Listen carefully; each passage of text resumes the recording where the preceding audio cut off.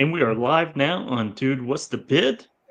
Where we talk about the freight markets and freight technology and all things freight. My name's Kevin Hill. I am your co-host along with Casey Larkin. As always, Casey, how are you doing today? Doing well, Kev. It's happy Thursday. Thanks for asking. How are you? I'm doing good. Doing good. It's been a busy week. Been a very busy week. So, which is good. I like to stay busy and a lot of sales calls, a lot of hustling about. So it's always fun. I always say better to have plenty to do than nothing at all. Idle minds are not good in my experience. It is not. Idle minds are not good whatsoever. So, but I had a good 4th of July weekend, nice long weekend. Getting back into the saddle after the 3-day weekend is always nice as well. But yeah, it was a good 4th of July. Hell yeah. How are you? Me too, man. This is my first 4th of July here in Florida. Yeah. And the Floridians, they really take their fireworks very seriously. The whole neighborhood was putting on a really massive fireworks show. I couldn't believe the seriousness of the competition around these parts. Certainly never seen anything like it growing up north or even living in Chattanooga. So it's really cool. It's a good weekend, some barbecuing and fireworks. So good way to spend Independence Day, you know? It is. It is. And, leading up the holiday, I don't have the graphs with me. I should have, but I'm running a little bit late. But yeah, shipper search activity was down about 20% last week.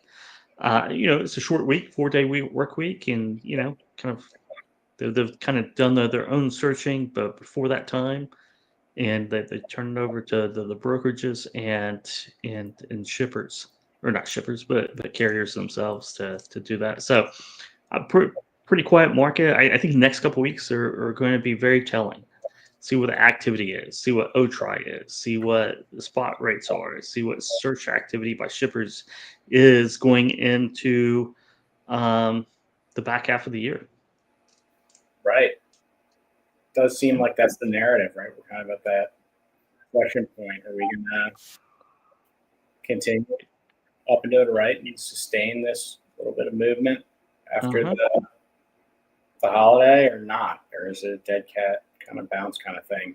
I don't know. Hopefully the second half is hotter than the first half. That's what I'm looking for anyways. Hopefully it is. I mean, it's got to change at some point. Might as well be today. And not 4 years from now.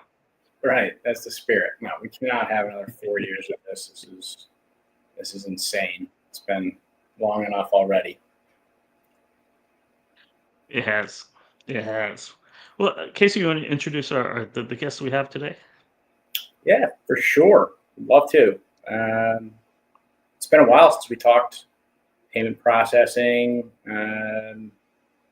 So thought it'd be cool to have Eric from NAVIX on with us today. Eric. Bring him on stage right here. Here we go. Yeah. Thanks, guys. How you guys doing? Good. I thought I'd wear my NAVIX hat that I got from your booth at TIA a couple months ago. Yeah, you even married it up with the purple polo, so you can't go wrong. No, you can't at all. I'm off brand yet. I'm old school, right? The original OG stuff. So that's what I got. That's what I got on my side. I got the hat back there, but I'll not always a big hat guy. I go through cycles. Yeah.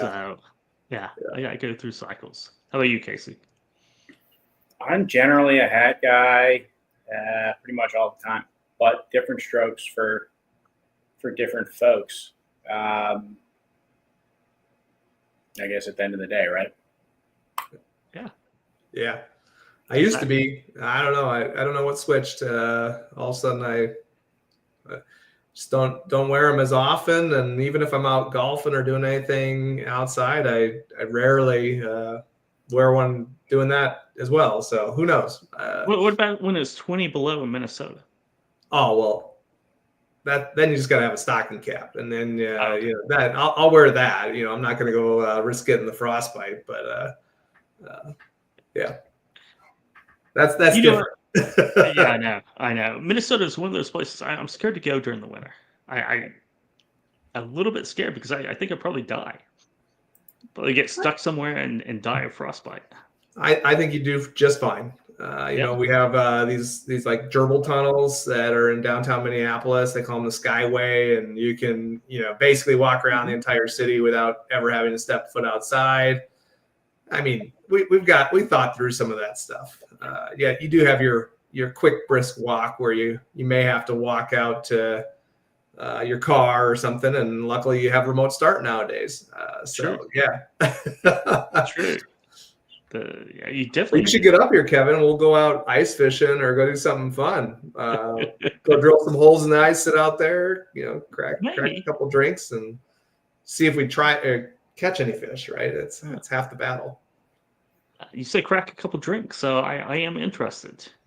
All right. All right. And Just ice fishing, have a drink. That sounds fun. Maybe that could be the next NAVIX customer and partner outing as we bring everyone up here. We rent some ice houses out on the lake and I mean, go ice fishing with NAVIX. So yeah, that is something pretty good. Yeah, it does. Hopefully, I don't get frostbite. No, we take care of you. So, Eric, I guess I don't know. We kind of transition off that. You've been in Minnesota for a long time. Can you give me a little bit of a rundown? I'm interested to know, like, what was the idea initially, the impetus for NAVIX? Like, what is your background? I know that there's a lot of finance going on in Minnesota.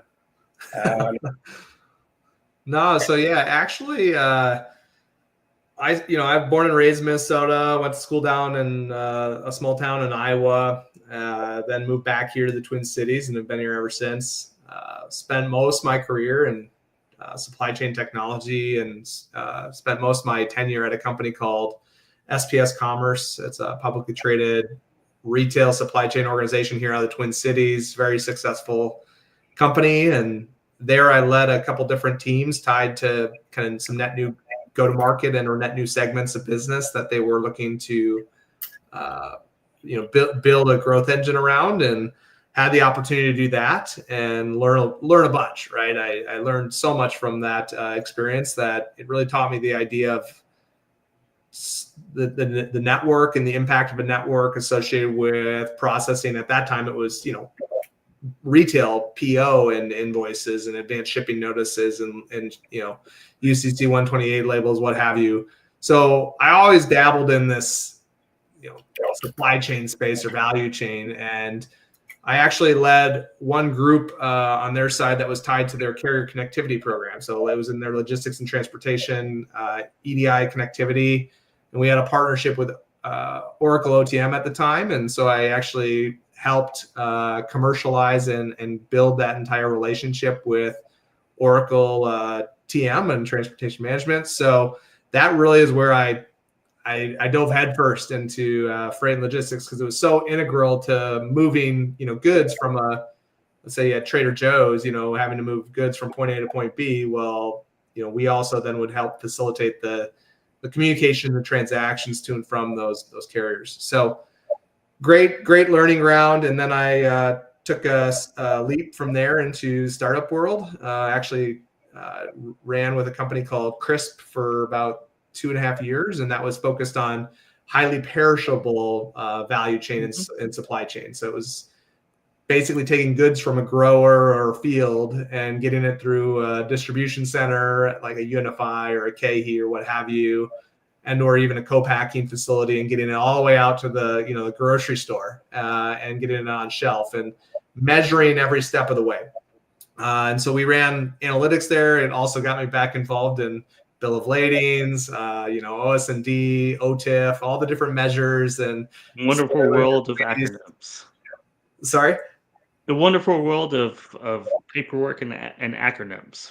Exactly. And you come to find out it's wild, wild west still, right? It's hey, I had 20 cases of strawberries getting delivered to this store, and 18 of them were damaged or moldy by the time they got there, and they're it's just tracked on paper, right? And you're supposed to be able to consume all that.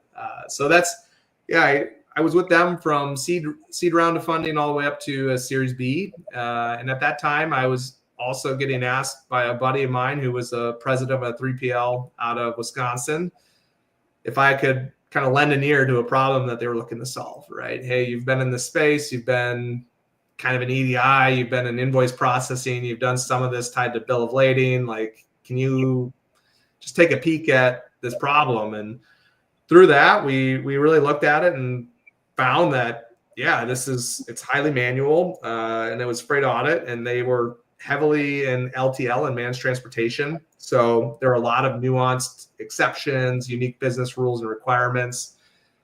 And we were, kind of looking at solving it. And, initial thought was, hey, let's go run an RFP. So let's go look at what's in the market. And they utilize some current solutions that are in market today, but none of them really service this the way in which they wanted to solve for it, which was, if I make a change or get a change from a payable perspective, and I then need to bill my customer for that change or that added accessorial or change in freight class, I want to be able to do that all in one place, and solve that in one step, rather than, oh yeah, I settled it that way, but now did I actually bill my customer also for that additional, detention, or did I actually add on that accessorial or re-rate my customer billing? So long story short, we ran that RFP. We found that there was kind of a gap. We realized that it was a kind of underserved area of the market, and we thought, combining highly manual processes of people still pulling PDFs out of emails and looking at them side by side with their TMS, that was a ripe opportunity for automation, AI, and ability to kind of further evolve that entire space, right? And brokers were the most underserved. I think there's some great solutions tied to shippers that solve this problem, and they're, right. I think carriers have some great solutions on the AR side as well around getting paid. But when you think about a broker, they're dealing with it from both sides, right? You got to, one, collect it and pay and settle as quickly as possible and accurately as possible with your carrier. Right. Well, at the same time, you have hundreds of customers in which you need to meet all of their unique business rules and requirements. And so it is, you have to look at both sides of the equation. And if you're not, I think you're missing the boat, right? And so that was the origination of NAVIX. That's what we built. Now we're 4 years in as of this summer. So it's been a fun ride. I'm sure that's a fun ride. Go ahead, Casey. No, I was just gonna say, like,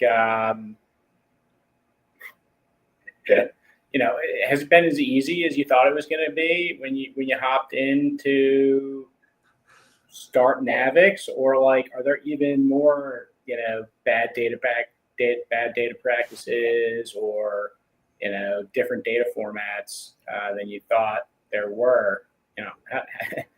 How's it going? It's like you guys have gotten somewhere really nice. You got some awesome logos on the site, but what's it been like building out a solution that solves this problem? Yeah, I would say it's every corner there's a surprise or something net new that maybe you didn't expect. And at the same time, as we've built NAVIX over the last 4 years, there are additional complexities or even new stuff that comes out that adds complexity. And we've been able to find ways to solve this by leveraging really our customers. Our customers are really kind of guiding the entirety of our product roadmap and or what is important or what matters to them. And in doing that, we've been able to, and part of the reason we focus so much on the specific area we're in is because we understand the complexity is very high. And therefore, you could continually invest in this process for years to make it even more and more streamlined and or more standardized across the industry. And I believe that has ample runway to continue to solve this problem further and better, right? I don't think, anyone would need to necessarily go out and do a separate TAM or a separate problem in which they're trying to solve. I think there's enough here that would benefit the entire ecosystem of this industry, that by continuing to invest and pursue the challenges, right? I mean, OS&D is probably one of the biggest challenges that we hear day in and day out conversation with customers. And it's wild when, even though the bill of lading may have a checkbox that says you're supposed to check that box if something is damaged and or leading to a claim, drivers don't do that, or receivers don't do that. They still just write somewhere randomly on the bill of lading that it was short, and it's 22 out of 24 cases. And, having technology that has the ability to know to even look for that or identify that and then flag that as suspicious is a challenge in and of itself. And, a lot of that could be, you think about it, you're like, that could be solved electronically if there's a better way to do this. And these receivers at their dock, they have scanning software. They have to enter in what they received into the system. Like, there's got to be another way to access this data than trying to peel it off of a PDF, right? And so I think as we continue to evolve and as we continue to solve this problem, getting to where we are, it's been fun to pull data from different sources and utilize data from different places to enable our solution to grow and evolve, while at the same time it benefits the industry and it benefits our customers. But no, 4 years. This is my first time founding a company and really kind of being at the driver's seat here. So the amount of learnings I've had over the last 4 years, I would say are I couldn't even explain it, right? It's not even just what we're solving for from a business and our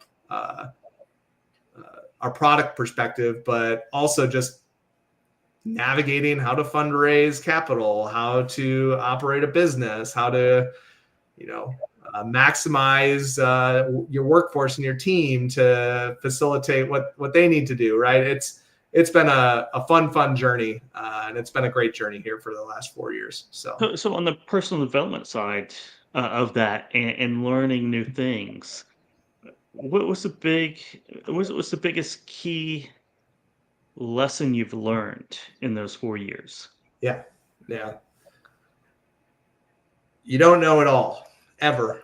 And surround yourself with people that you trust and that can give you the frank feedback and have great conversations with you around how to solve things, and then utilize the inputs from multiple different people, mentors, and folks around you that have been on a journey like this before to ensure that you're not off track, right? I think that's the biggest thing. Is it's been the support system around me that I luckily I've maintained great relationships with a few of the kind of original executives of SPS, and I can phone a friend there. I have a great relationship with Ari Trosdahl, the CEO and founder of Crisp.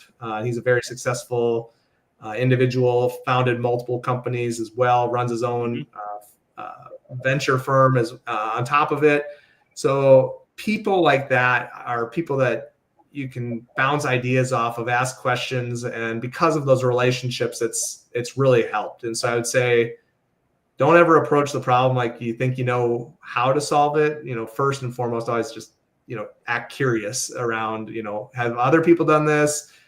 Don't reinvent the wheel. Let's go try and pick someone else's brain to find the appropriate way to approach a problem. So that's my advice. And I would say that to do it all yourself. Any startup founder right now is, just always make sure that you're continuing to be curious and ask and surround yourself with people that you can ask those types of questions to. So don't be embarrassed if you don't know, right? Like, geez, like before, like looking at like a term sheet of a Series A round of funding. Well, guess what? why would I have ever seen a term sheet of a Series A round of funding until I'd actually been in doing it, right? And so it's okay not to know all the answers. Very much so. Yeah. Very interesting. And listening to the customers, right? Like never thinking you have the problem solved is something that like seems to ring true to me. And you mentioned something earlier. I mean, like brokers are a bank at the end of the day, right? Carriers want to be paid as quickly as possible, and shippers don't want to pay the broker for as long as possible. So I don't know. You think making audit more automated, efficient, right? I mean, it's got to speed up cash flow, right, and reduce that amount of time that the broker's got to float for the load. 100%. I mean, that's the simplest way to think about it, right? Is brokerages are banks, and if you can bill faster and accurately, you're going to get paid faster before you have to settle out to the carrier. And we have customers that are averaging 0.3 days for approval across our application. So imagine as soon as that paperwork hits, it's out within hours, if not even minutes. That's the average is 0.3 days. Like doing stuff like that will only help you then take that same cash now because you've collected it sooner and reinvest that elsewhere in the business, right? And then, not only is that a great customer experience, and because you're getting billed accurately and quickly, it also is allowing you to continue to focus on many other core areas of the business that are going to drive greater value for the organization. And so, the idea of billing fast is important. And we also have some customers that they want to be able to pay carriers within 2 days, always, of getting their invoice. Well, guess what? Same type of process occurs there. If you can't settle quickly, right? You might not have the same carrier relationships that you would have had if you were able to settle quickly, and also do it with the least amount of resistance in terms of if you have a question or a dispute or a challenge associated with a charge. How quickly can you drive resolution to that, right? And that works on both sides of that equation. So, yeah, but no, you're spot on, Casey. It's a bank, and it's most important, especially in today's market and today's rates. The more money you can collect up front, it's even that much more beneficial right now. Absolutely, it is. Yeah. And in this freight market, especially, right? Cash preservation and being efficient is a model to go after. It definitely is. What does it look like whenever a new brokerage signs up? What are some of the first steps? And what do you usually see? Yeah, so some of the first steps, I would say, what's often overlooked tied to technology and technology implementations, it's the biggest hurdle and or opportunity is really tied to change management. Okay, right? This is a process in a lot of brokerages that hasn't been visited or touched in 10 years. Yeah. Okay. And a lot of things are written down on Post-it notes, on monitors, on, it's in someone's head of, for this one customer, we have to do this one specific thing and bill them this one specific way. And it's written over here on on this one SOP that I have, dialed up somewhere. So the first step is really ensuring that our customers are signing up are expecting that, right? Expecting us to come to them and say, hey, like, we have a holistic view. We see this across the entire industry of what everyone is doing, and therefore let us help make recommendations tied to your existing processes. So that's the biggest and the first thing that we really do from an implementation perspective is we capture current state as clearly and concisely as we possibly can. And then we come back with recommendations and opportunities for what that may look like inside of NAVIX. So don't just take your process and don't just try and jam it into NAVIX, the way that you have it today, this is a great time. The hood's open. Let's revisit all of these processes, and we'll make recommendations tied to each step along the way, right? In addition, and in parallel to that, you're running the technology, connectivity, right? We're getting the load data out of the TMS, and that whether that be utilizing our APIs via a proprietary type TMS or our pre-built integrations with McLeod, Turbo, Mercury Gate, Revenova, what have you. That runs in parallel to going, basically making this configuration of these business rules and process flows inside of NAVIX. And as you march down that path, you align those so that you're passing through from a UAT perspective. So you have data and workflow information to show inside of our application and allow the users to start familiarizing themselves with that process to ensure that we're capturing everything appropriately on the business rules and some of the other process flow steps. And then obviously round tripping the data back into the TMS for processing from a billing and a settlement perspective. That's kind of where our process begins and ends, but that's really then driving them towards that kind of end of implementation, is that full round trip of the data. And then from a carrier standpoint and connectivity on that side, it's if they're receiving all this via an email, right, it's redirecting and pointing that email inbox at NAVIX. If it's coming in via an API or a driver app or even EDI, same type of thing, right? It's pointing that at NAVIX so we can consume that in an agnostic approach. And then we're pushing that back into the TMS once it's ready to go from a billing and or a settlement perspective. Interesting.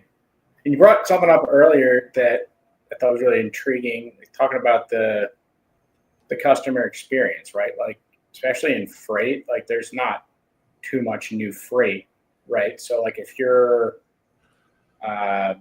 growing as a brokerage, you're likely growing accounts, right? More so than adding a whole bunch of new logos. So like making sure that when you do add a new logo, you're able to then grow it and deliver a great customer experience is like super critical. Is that customer experience like the biggest pain point that brokerages come to you with? They're like, hey, we think we've got a nice little edge here. We're looking to grow, but we're not going to be able to work with this big shipper, or this big shipper won't give us more freight because we just can't seem to figure out how to bill for it correctly, or Y, Z. Are there other reasons people come to you, or is that kind of number one?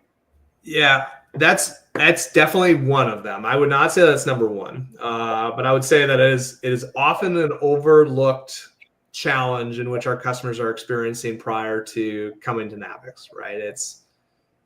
I'm scaling significantly and we're growing a line of business, and they aren't like, my customer's not going to allow me to pick that up unless I can build correctly in the first place. It's surprising how often you hear that. I would say the other reasons that people really call or are reaching out is, one, right, they've seen real results from our customers. You see these logos scrolling across here. You can talk to any single one of those customers. You probably have seen on our LinkedIn, they're all, willing to have conversations, advocate on our behalf. They're all seeing great results associated with utilizing our solution. But that helps significantly, right? It's just, this isn't vaporware. This is a proven, tested software that is delivering significant value for these customers, and they're willing to share their stories. So that's, I'd say, a huge component.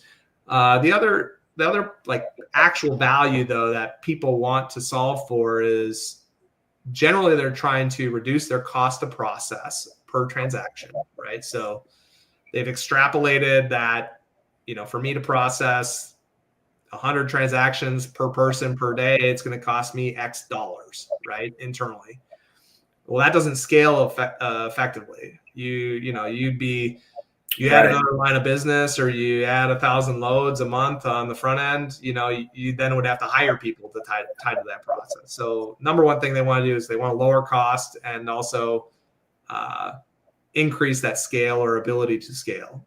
So that's, What's absolutely one of them. The other is they have no clue really what's happening. Like I'll be honest.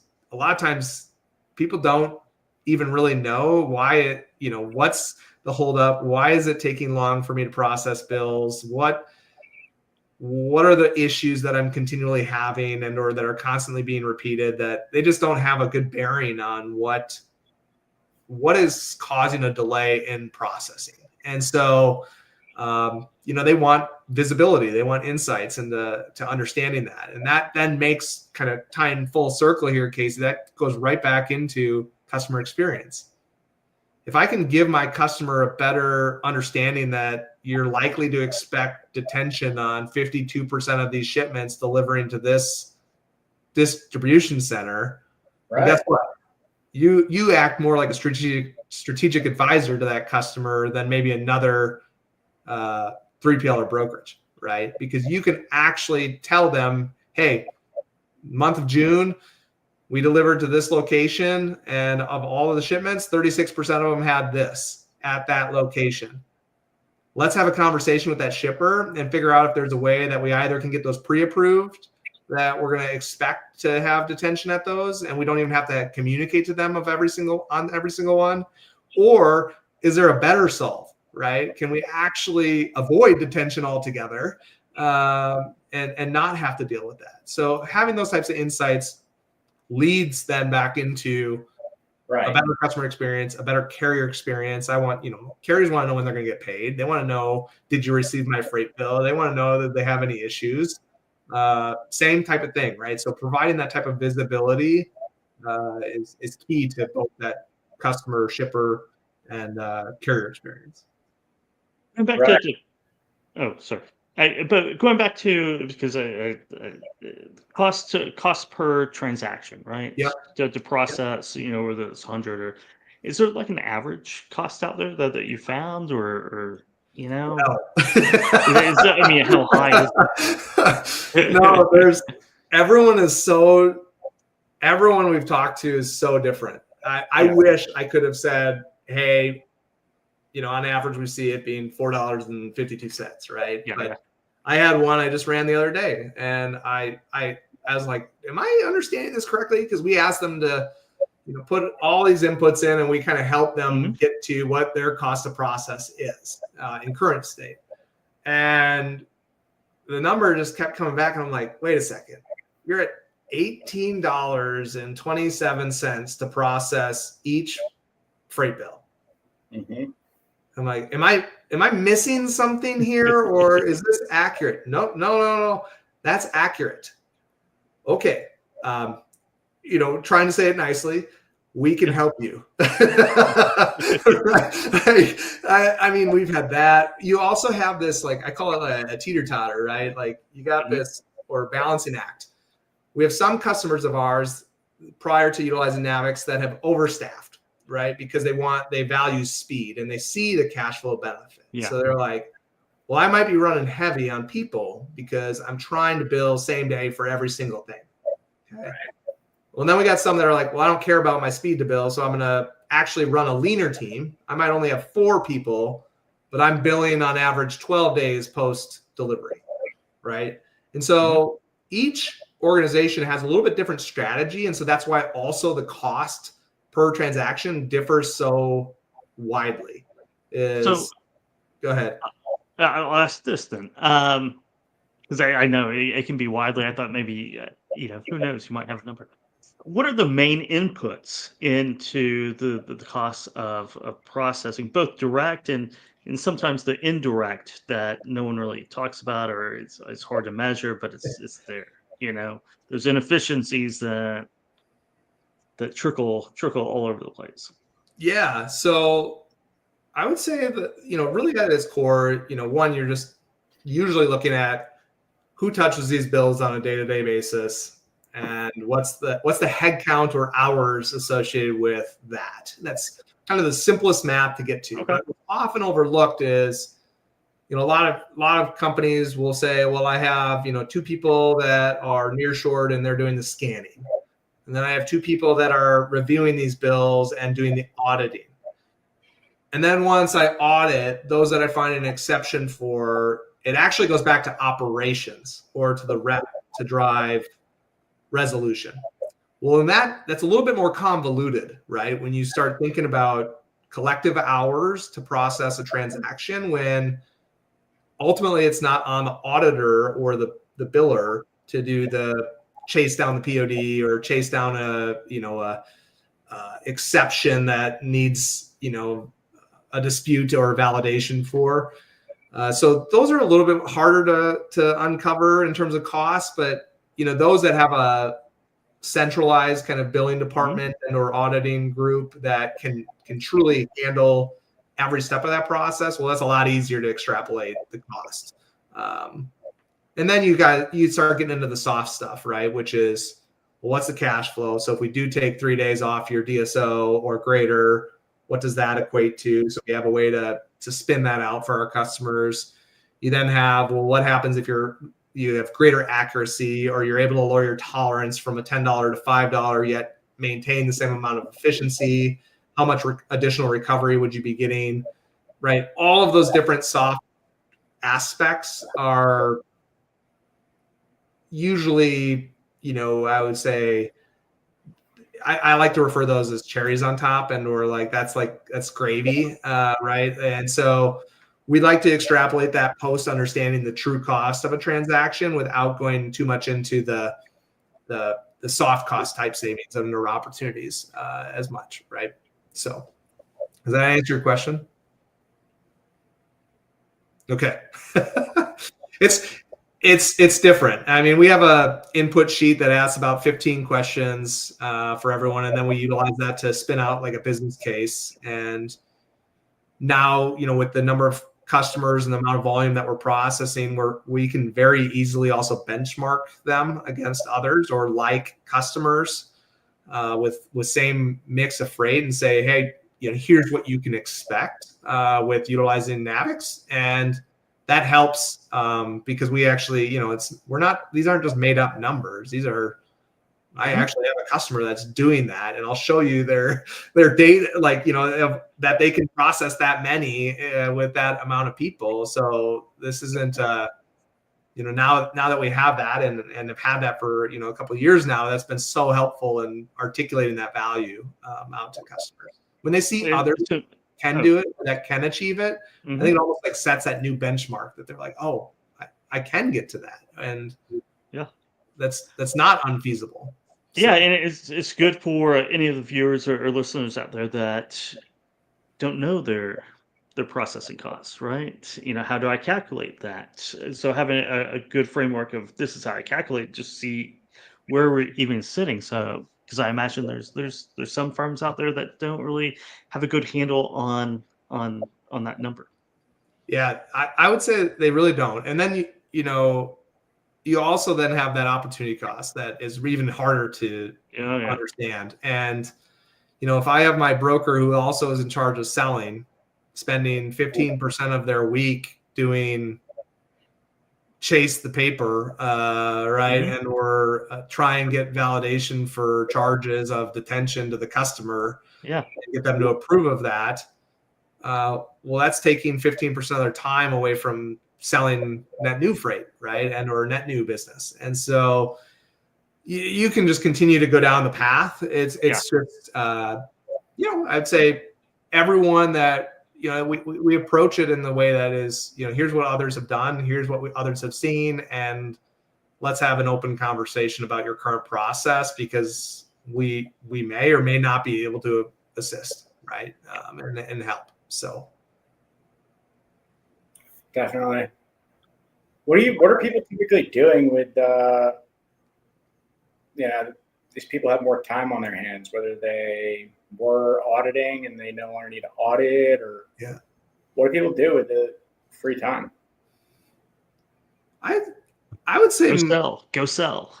Yeah, it's selling, it's better customer experience, right? Like they're able to spend more time strategically thinking about maybe how to capture more freight from a specific shipper or building that relationship. There are lots of different things.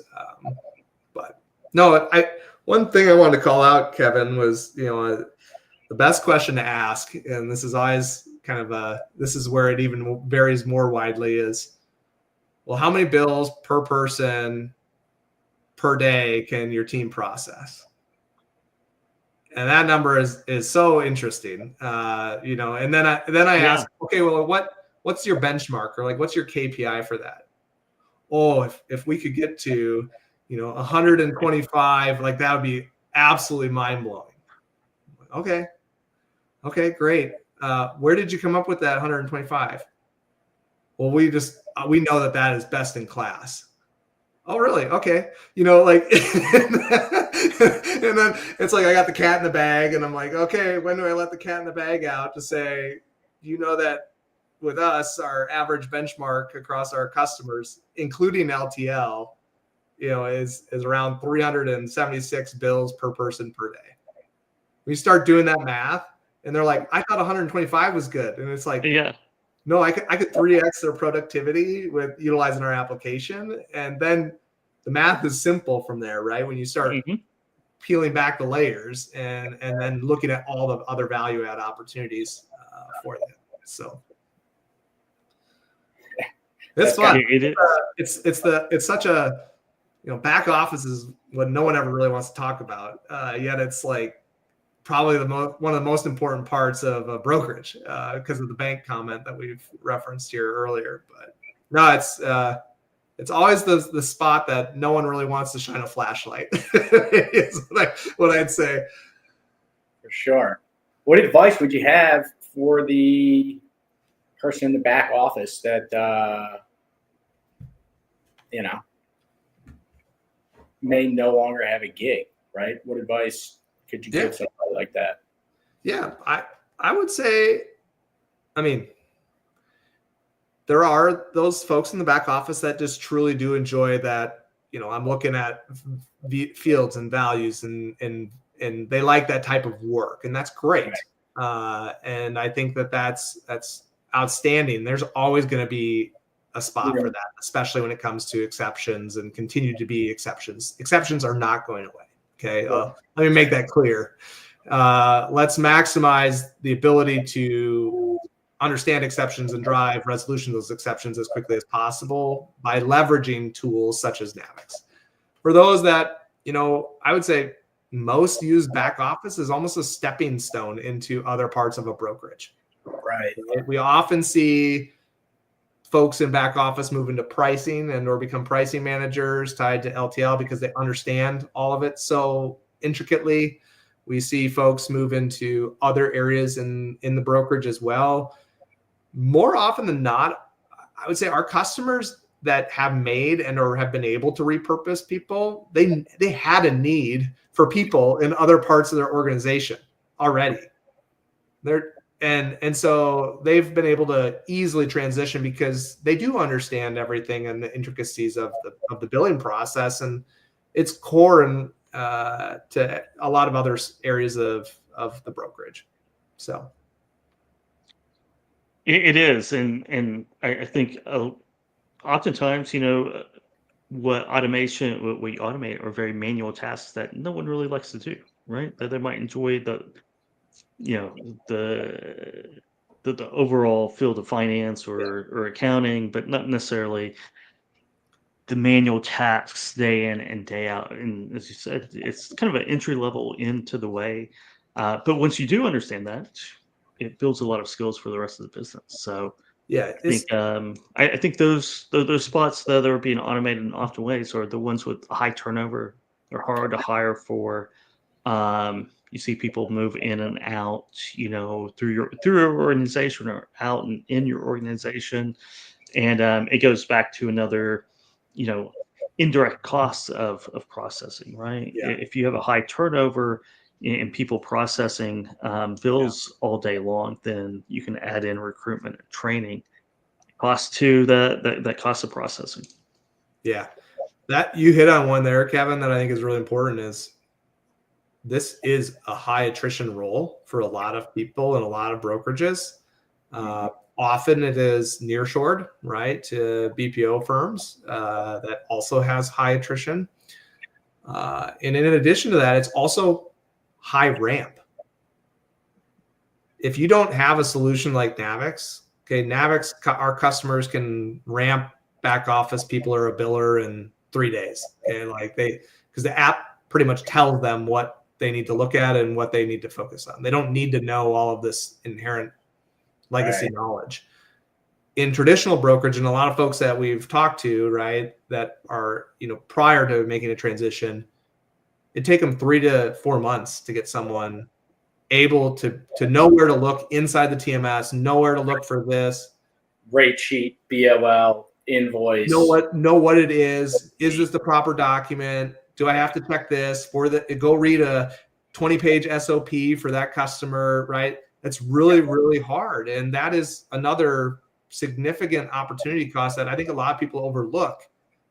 We actually had a customer just tell us this was, we were on site with a bunch of our customers last month, and they said that was actually one of the biggest values. They're like, we brought in a net new person and they were able to be productive in NAVIX in 2 days, right? Like, and they didn't have to know all of the steps or what do I have to go click on here. It's so intuitive. And I was like, you're right. Like I always seem to overlook that when you think about other value. It's that ability to ramp quickly. So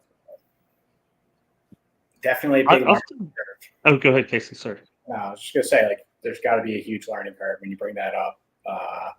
Yeah, that's really interesting, really cool that you make it a lot easier for somebody to be productive, auditing stuff and getting you paid. Yeah. It's also like it's a double-edged sword sometimes, because when you also have some of that go live transition that we talked about associated with implementation, that change management of getting people to say that already is here, that value is already being audited. Like we have the order or the load data.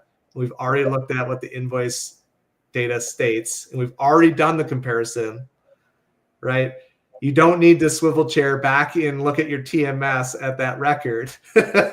and sometimes, like, it's just that, well, that was habit, right? Or that's just what we always did. And so, there's that component of change management. And once people start going, oh yeah, like I don't have to jump back and forth. That's all right here. It's already been validated. Let's roll, right? And that makes people even that much more productive. So yeah, I always find the indirect costs and opportunity costs much more fascinating than the direct costs, right? The direct costs you can get to pretty cleanly, right? That ROI number of whether it's a cost savings or revenue potential, but then you start thinking about all your indirect costs, right? Yeah. All your opportunity costs that you're missing, and that's just a fascinating topic to me. Yeah, but that's what I love about this industry. Everyone speaks in real dollars and cents, and if you can't show that and you can't justify that, your likelihood of succeeding inside of this industry is very, very low. However, I find it like you, Kevin. I actually think a lot of the indirect stuff is always overlooked and so hard to quantify that, until you're in it and utilizing it, you don't really, it's hard to conceptualize, right? I can take your cost per transaction from on average $3.12 down to $1.42. That's wow. Okay, great. Yeah. What's my payback time? 6 months. Okay, great. Cool. Like, let's go. It's so much easier to consume. Yes. But that's, I would say, like, if you can't justify that, and we were only selling on these indirected or soft cost benefits, it'd be a lot harder to, I think, sell into this industry. Yeah, and a lot of prospects, you can show them the ROI, and it works out cleanly, but then you're still competing with the status quo. So you start having to put on the indirect costs. You kind of beat them over the head with the indirect costs and the opportunity costs until they say yes. Sometimes you have to do that, but it's just fascinating. You think about Mm-hmm.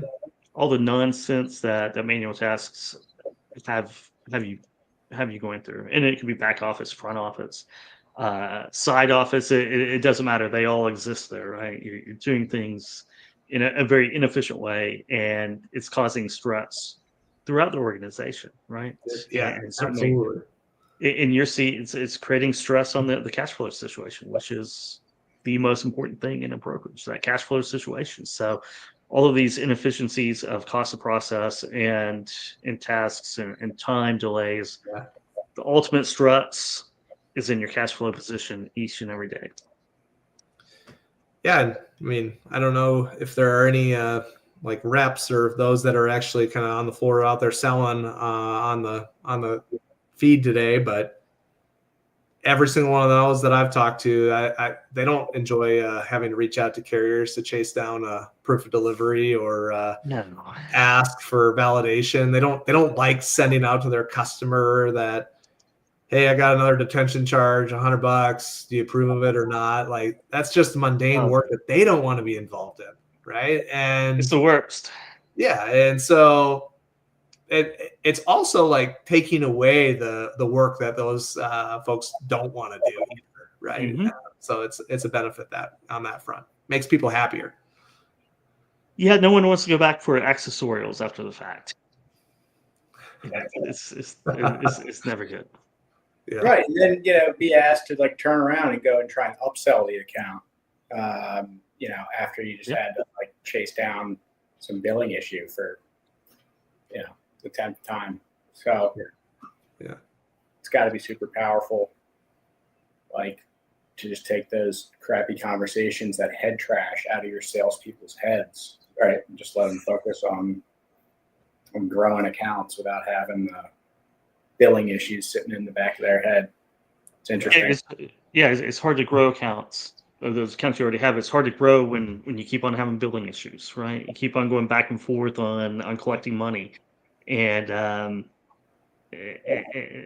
not being able to agree on charges, right? It's yeah, hard you to get drug down back into the weeds. When you're trying to have a higher level strategic conversation, the rep gets painted with the let's call it that picture of, oh, well, why do we have to have this side conversation, right? Where if it were coming from, so the way in which our process works is you can actually communicate outside of the app, or actually inside of our app, to communicate outside the app to someone, and it looks like it's coming from an email from the broker, right? And that goes in it's multi-directional, so it can go to the your shipper. So you could have it where it automatically would say detention was on this load.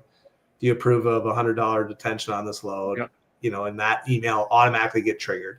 You could have it be to the broker themselves or internally for internal type disputes, or where you want to communicate that way, and vice versa to the carrier. Well, getting a rep and getting even the carrier sales or other folks out of that communication and acting more as an escalation path is a significant benefit, for a lot of folks. So that's another one of the kind of tips and tricks of, you also don't want to be out in Outlook or Gmail firing off an email. And then, even if you're using Front or some of these other email tools that do some automated like follow-ups, it's still kind of a pain in the butt to have to go check out there. Did I get something? Did I not? Is it tied to this load? Well, how about just have it, if you get a response, it automatically gets fed right back in against that record inside, the audit workflow. So, yeah. Yep. What else are you guys seeing? I mean, we got a few minutes left here. I'm just curious, like, what else haven't we covered, or that you guys have been seeing over the last few weeks, months, that I think is eye-popping to you? Casey, what are you seeing? Interesting, right? And your use cases made me think about it a lot. It's like, it's time to audit the audit process at your brokerage. And yes, your brokerage is totally different than the next guy's brokerage, and you've got a different philosophy on collecting than the next guy who's spending $20 per transaction So I think it's really cool, Eric, that you guys have taken the approach of, we're not a one size fits all solution, right? Like, Yep. we understand that, you may have your reps handling exceptions and billing disputes, and the next guy doesn't. I don't know. I feel like a lot of the vaporware that came up earlier that was sold to the industry over the last 10 years has left a bad taste in folks' mouth. But it's cool to see folks like you, and I think I've seen some other folks as well, like really making sure that they put themselves in a position to deliver value for their customers, right? Make sure the change management goes well so that, you're not battling for a renewal or they're not looking for a new solution. But it takes some courage to like go in, and that sounds like you guys have a great frame. You're able to help people, understand, hey, maybe my audit process isn't as great as, I thought it was. And, if we do it this way or that way, right, it can make us better for us, right? And there's solutions that understand that. So it's cool. So one size fits all solution that can be custom tailored for you. And I think we'll probably only need more and more of that because of the way the industry is. Yeah. If you try and take it one size fits all, I think you're going to fail miserably in this industry. And I think do you have enough of a great framework that can then lead to configurability that allows folks to do this differently, right? Which you have, right? We have some customers that have 20 rules set up in the application. And we have other customers that have 1,200 rules set up in the application. And then it's always this, let's call it like faucet. You're turning it on, you're turning it off throughout the relationship of working with our customer success team to help them identify, like, is this actually adding value? I know you wanted to be really high touch, and I know you really wanted to be super particular about everything you wanted to look at, but every single one of them you look at, you don't actually make a change, right? And so how do you, then that's kind of where it comes full circle. And how do you then start acting as an advisor to these customers that help them understand over time how to change and improve their process? And so I like to think NAVIX is not just yes, we are a application, SaaS product that leverages, AI, ML, what have you, and all the other, cool components of a typical, technology product. But it's also the consulting aspect, because this is something that is, a lot of folks need a lot of hand-holding and recommendations tied to this process. And we are now, because of the amount of volume and customers that we're working with, we have a very, very good view as to, and recommendations to what they should or shouldn't be doing tied to these processes.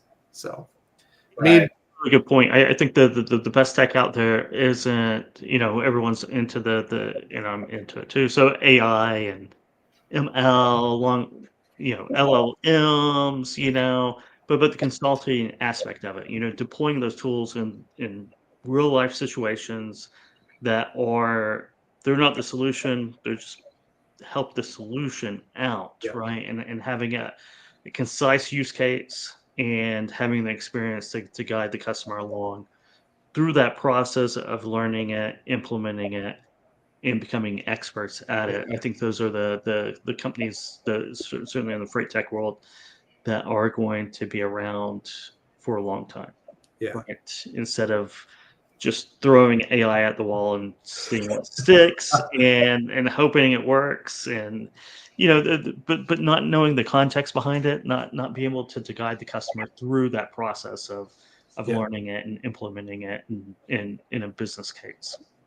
Yeah, absolutely. Well, I know we're kind of coming to our time here, gents, and I'm going to have to jump here to another call, but I'll leave you with two kind of quick tidbits.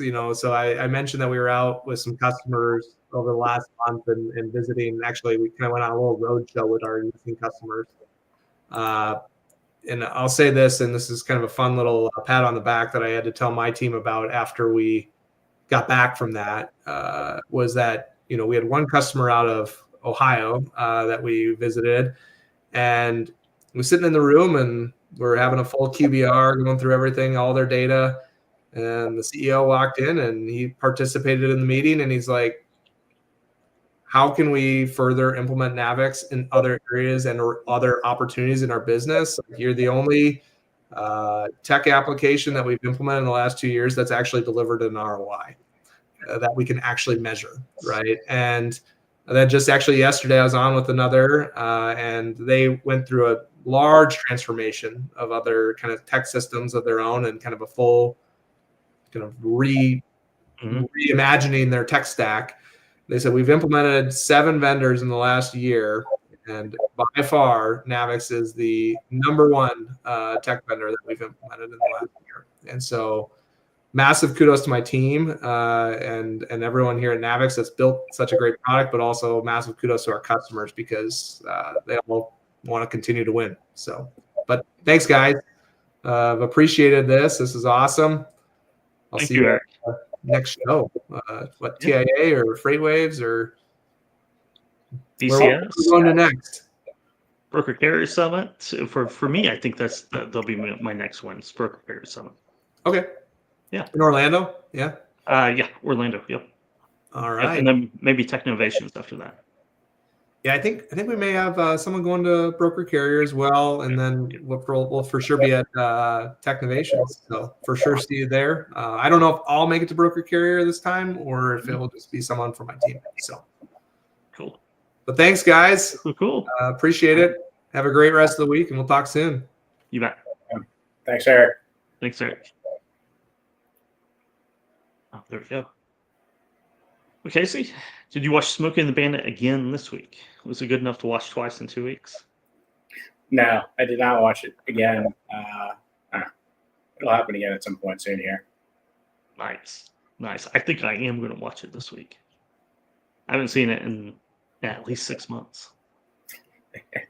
You're due. Very good. Any parting thoughts? Good conversation. I always like talking to you. Yeah, that was fun. That was cool. Measurement, KPIs. KPIs. Know that you are delivering value. SOPs and KPIs. Right. And it's like, are you measuring the right things? Are you measuring anything? Yeah. Maybe the case. But anyhow, that's what I'm thinking about these days. Cool. Well, with that said, we will wrap it up for this week, and we'll see everybody next week. Look forward to it, Kev. See you then. You bet. Thanks, Casey. Bye. Bye.